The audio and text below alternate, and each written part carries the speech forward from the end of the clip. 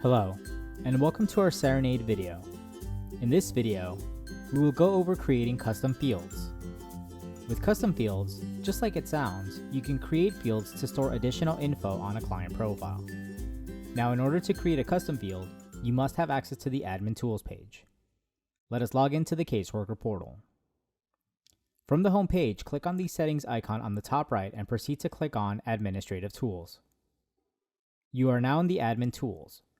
From here, you will select Client Custom Fields as we want to store info on the client profile. But keep in mind that you can also create custom fields in the case profile by selecting Case Custom Fields. Let us proceed with adding Client Custom Fields. We will select Add Client Custom Field. You will first select for which type of client this custom field is for. Is it for individual client profiles or business profiles? Is it for both? Check the boxes that apply. You will then give it a name. The name is something that the system will help identify this custom field when it comes to building reports and other tasks. There can be no spaces when adding a name. You will then give it a title. This is the area where you'll enter your question how you'd like to see it in the custom fields, such as, does the client have a dog? You will then select the type of custom field. The options we have here is text, number, date, Boolean, drop-down list, and text area.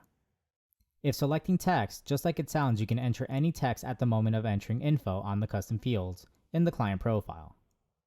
If selecting number, you can enter a number value. If selecting date, you can enter a date. If selecting Boolean, it is a checkbox that you can select within the custom fields in the client profile. With drop-down list, you can make a list of possible answers and will select it in the custom fields. Lastly, text area is similar to text, only this option gives you a bigger box to fill out.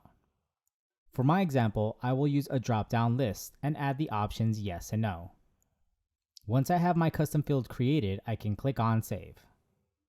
My custom field has now been created and I can enter the information in the client profile.